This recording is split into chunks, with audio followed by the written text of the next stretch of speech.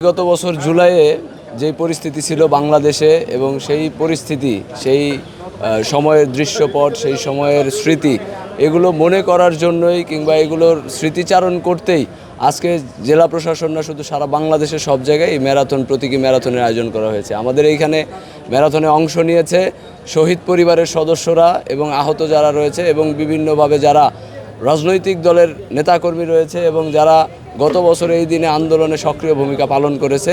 আমরা সবাই এখানে অংশগ্রহণ করেছি। আমি জুলাই গণ অভ্যুত্থানে আহত একজন নারী যোদ্ধা। গত বছর 18ই জুলাই আমরা আন্দোলনের শিকার হই এবং আহত হই। 1 বছর পূর্তি। তো আজকে সেই জুলাই গণ অভ্যুত্থান দিবস অথবা তাদের স্মরণে প্রতীকী ম্যারাথন আয়োজন করা হলো। এটি অত্যন্ত একটি গুরুত্বপূর্ণ বিষয় এবং আমাদের শারীরিকভাবে সুস্থ থাকার জন্য যে নিয়মিত ব্যায়াম করা প্রয়োজন তারই একটি ধারাবাহিক হাঁটার ম্যারাথন আমরা আজকে দেখলাম। প্রতীকী ম্যারাথনে অংশগ্রহণ করেছি। এটা আপনারা জানেন যে জুলাই অভ্যুত্থানে গত 2024-এ জুলাই অভ্যুত্থানে যারা শহীদ হয়েছেন তাদের প্রতি উৎসর্গ করা হয়েছে এবং একই সাথে যারা আহত হয়েছে তাদের প্রতি। তো এটি একটি প্রতীকী ম্যারাথন ছিল এবং এটা একটা মেসেজ দেওয়া যে আসলে আমরা যে শহীদদেরকে স্মরণ করেছি বিভিন্নভাবে, তো তার একটা মাধ্যম হলো এই যে ম্যারাথনের মাধ্যমে। আর এর বাইরে এই যে ম্যারাথন অনুষ্ঠিত হয়েছে এটা আপনারা সবাই জানেন যে এটা শরীর এবং স্বাস্থ্যকে ভালো রাখে।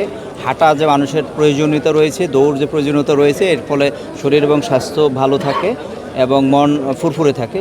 এটাও এখানে একটা মেসেজ যে আসলে মানুষকে উদ্বুদ্ধ করা, তরুণ সম্প্রদায় সহ সকল বয়সে মানুষকে উদ্বুদ্ধ করা যে আসলে শারীরিক কসরত করার প্রয়োজনীয়তা রয়েছে।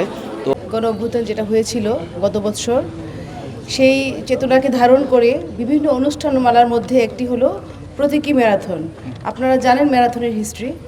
গত জুলাইটা ছিল আসলে সংগ্রামের, অনেক বেশি কষ্টের এবং অনেকেই শহীদ হয়েছেন, আহত হয়েছেন। মূলত তাদের যে কষ্ট এবং যে চেতনা, যে আদর্শ, সে আদর্শটাকে ধারণ করার জন্যই আজকে আমরা এই প্রতীকী ম্যারাথনটা আয়োজন করেছি।